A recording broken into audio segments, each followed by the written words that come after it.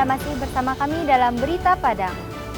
Berikut 3 berita utama hari ini.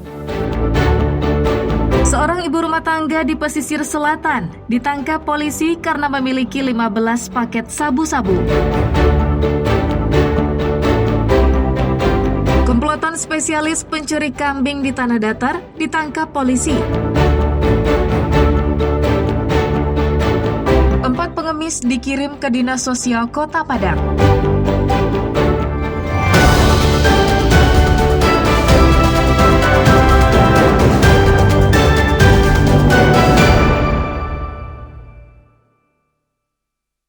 Kakak awak ada siko, awak pulang awak dah berani lalu siko dah.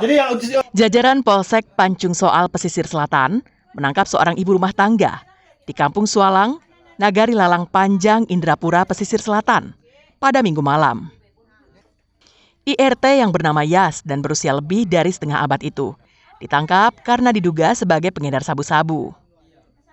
Pasalnya, saat digerebek, polisi menemukan 15 paket sabu-sabu dengan berat total sekitar 70 gram. Polisi juga menyita 1 unit timbangan digital, sebuah telepon genggam, dan 1 set plastik klip yang diduga digunakan untuk membungkus narkotika itu. Keberadaan timbangan digital memperkuat dugaan polisi jika Yas adalah seorang pengedar.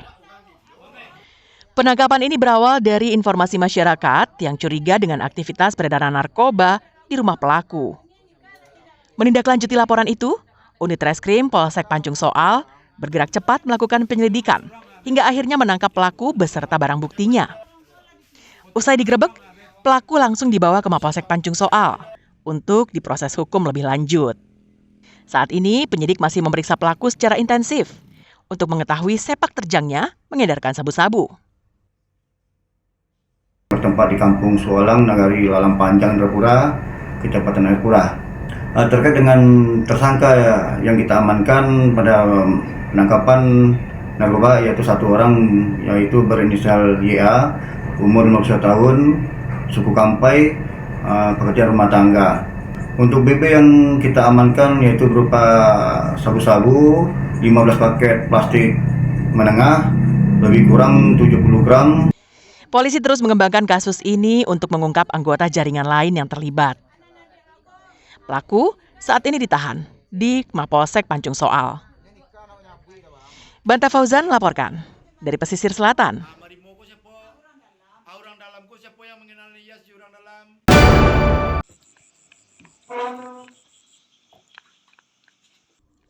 Dengan wajah lesu dan tangan terborgol, seorang pelaku spesialis pencurian kambing ini terpaksa menunjukkan kediaman rekannya di Batu Sangkar kepada petugas dari Satreskrim Polres Tanah Datar. Saat beraksi, pelaku sebanyak 3 orang dan seorang pelaku yang diduga otak pencurian berhasil kabur dan dinyatakan sebagai daftar pencarian orang. Dari pengakuannya, mereka telah mencuri lebih dari 29 TKP yang tersebar di beberapa kecamatan di Tanah Datar, seperti Sungai Tarap, Sungayang, Lintau Buo Utara, dan Lintau Buo.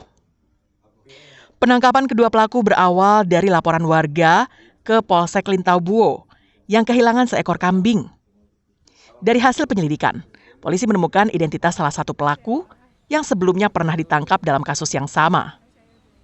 Dari tangan keduanya, polisi mengamankan seekor kambing sebagai barang bukti.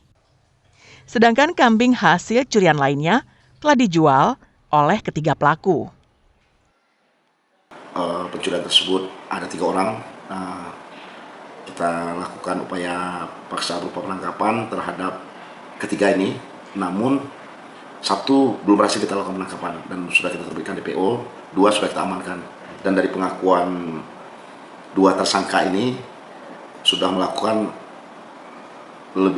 lebih dari 29 kali, namun yang baru diakui seingat dia 29 kali, dan ini sedang kita lakukan pendalaman.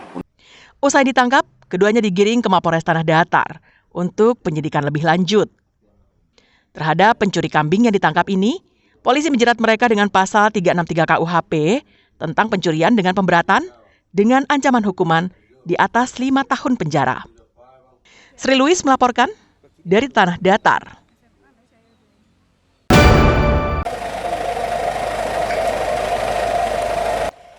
Satuan Polisi Pamong Praja Kota Padang menangkap 4 pengemis yang biasa beroperasi di lampu merah Simpang Jamria, pusat Kota Padang, pada hari Rabu. 2 orang diantaranya penyandang disabilitas. Seusai ditangkap, ke-4 pengemis yang berusia lanjut itu dibawa ke kantor Dinas Sosial Kota Padang. Mereka dikirim karena telah berulang kali terjaring razia petugas Satpol PP di perempatan lampu merah di Kota Padang. Menurut petugas Satpol PP, sebelumnya mereka telah membuat surat perjanjian untuk tidak mengemis lagi.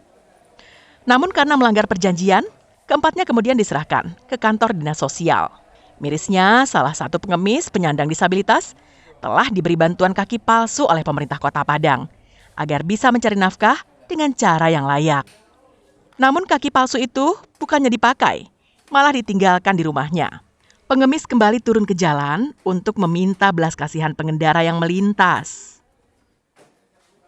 Masjid Raya. Setelah itu kita bawa ke kantor dan kita proses sesuai dengan prosedur, kita data. Setelah itu kita koordinasi dengan Dinas Sosial.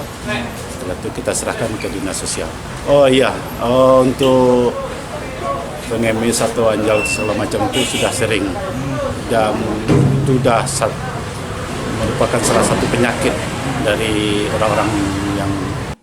Satpol PP Padang terus melakukan patroli dengan sasaran gelandangan dan pengemis yang biasa mangkal di perempatan jalan utama Kota Padang, pelajar yang bolos sekolah, dan penertiban PKL yang menyalahi aturan. Robiham melaporkan dari Padang.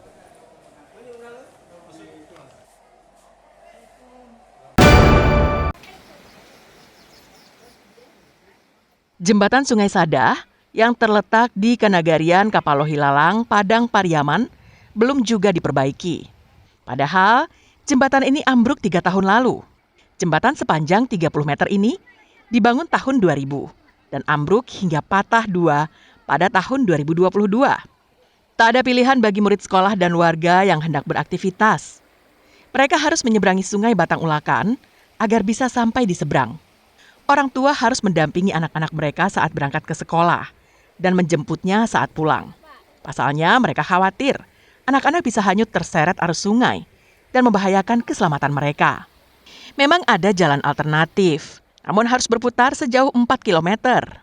Namun bagi murid sekolah dasar, kondisi seperti ini telah menjadi biasa bagi mereka dan tidak lagi merasa takut akan hanyut terbawa arus.